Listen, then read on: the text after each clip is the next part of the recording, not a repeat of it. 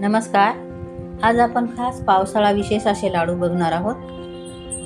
त्यासाठी मी इथे गव्हाचं पीठ घेते. तर ही छोटी वाटी आहे. छोट्या वाटीने मी 2 वाट्या गव्हाचं पीठ घेते. आपल्याला हे सगळं साहित्य मोजण्यासाठी एकच वाटीचं माप ठेवायचं आहे कुठल्या तरी. तर मी 2 वाट्या गव्हाचं पीठ घेतलेलं आहे आणि हे पीठ आता आपल्याला चांगलं स्लो गॅसवर भाजून घ्यायचं आहे. सुरुवातीला मी सुकंच पीठ भाजून घेते आणि नंतर आपण थोडं थोडं तूप टाकून पीठ भाजून घ्यायचं आहे. पीठ मी न चाळता घेतलेलं आहे, कारण न चाळता पीठ घेतले की त्यामध्ये फायबर भरपूर असतं. आता थोडं थोडं तूप टाकून आपण पिठाचा कलर चेंज होईपर्यंत भाजून घेणार आहोत. तर पावसाळ्यासाठी हे लाडू खूप छान आहेत. आपली रोग प्रतिकारक शक्ती वाढते. बघू शकता आता चांगला आपला पिठाचा कलर चेंज झालेला आहे. काढून घेऊया. एकदम स्लो गॅसवरच हे पीठ भाजायचं. 6-7 मिनिटं लागतात हे पीठ भाजायला. आणि आता त्यामध्येच मी 1 वाटी मखाने घेतलेले आहे.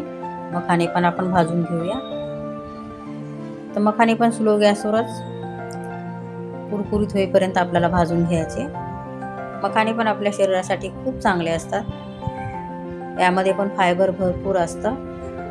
वजन कमी करण्यास मदत होते. आणि त्यामध्येच आता मी 1 वाटी सुकं खोबरं घेतलेलं आहे. ते पण आपण स्लो गॅसवर छान थोडासा कलर चेंज होईपर्यंत भाजून घेणार आहोत. असा थोडासा कलर चेंज होईपर्यंत आपण खोबरं पण भाजून घेतलेलं आहे. आता त्यामध्ये मी थोडेसे काजू आणि बदाम भाजून घेते.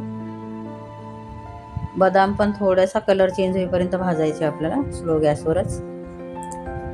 ड्रायफ्रूट तुम्ही तुमच्या आवडीनुसार घेऊ शकता, कमी जास्त. यामध्ये तुम्ही अक्रोड पण टाकू शकता. आता बदाम पण छान फुलेपर्यंत आपण भाजून घेतलेले. आता त्यामध्येच आपण सूर्यफुलाच्या बिया आणि भोपळ्याच्या बिया, ज्याला आपण पंपकिन सीड म्हणतो, त्या भाजून घ्यायच्या आहे. ह्या बिया पण आपल्या शरीरासाठी खूप चांगल्या असतात. केसांच्या आरोग्यासाठी खूप चांगल्या असतात. ह्या बिया पण आपल्याला स्लो गॅसवरच थोड्याशा फुलेपर्यंत भाजून घ्यायच्या आहे.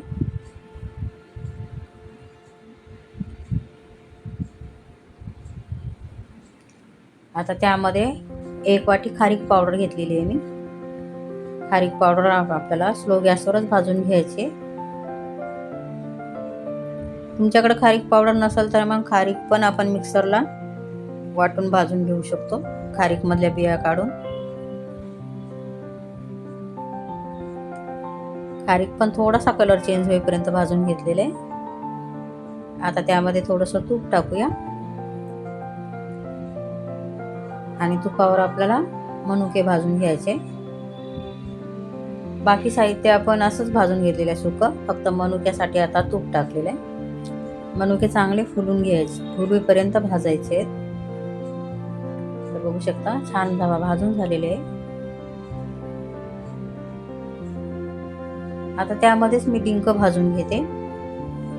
डिंक पण आपल्याला स्लो गॅसवरच भाजून घ्यायचा आहे. डिंक पण आपल्या शरीरासाठी खूप चांगला आहे. थकवा कमी होतो. हाडांच्यासाठी खूप चांगला आहे डिंक. म्हणून डिंक नेहमी लाडूमध्ये टाकायचा आणि स्लो गॅसवरच आपल्याला भाजून घ्यायचा आहे डिंक. आतपर्यंत पूर्ण भाजून लावायचे, नाही तर वर भाजता आणि मग आतमध्ये डिंक कच्चा राहतो.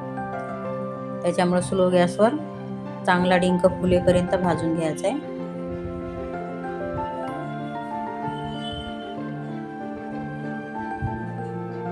चांगला स्लो गॅसवर आपण डिंक आता भाजून घेतलेला आहे. काढून घेऊया. आणि आता हे सगळं साहित्य थोडं थंड झाल्यानंतर आपल्याला मिक्सरमधून फिरून घ्यायचं आहे. पल्स मोडवरच फिरवायचे, जास्त बारीक पावडर नाही करायचे. आता हे सगळं आपण मिक्सरला बारीक करून घेऊया. तर बघू शकता मी थोडी जाडसर अशी पावडर बनवून घेतलेली आहे. आता त्यामध्ये मी 1 वाटी खजूर टाकते. खजूर थोडासा हाताने असा मॅश करून टाकायचा, बिया काढून घ्यायच्या.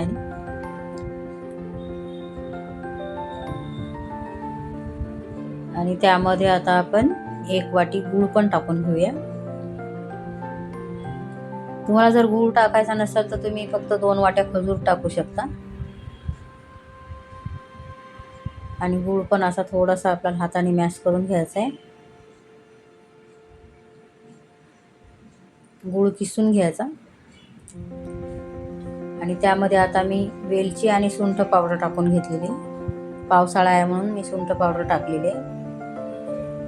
आणि हे आता आपण थोडंसं मिक्सरला फिरवून घेऊया. हाताने गूळ आणि खजूर मॅश नाही होणार. तर मिक्सरला थोडं थोडं फिरवून घ्यायचं हे पण.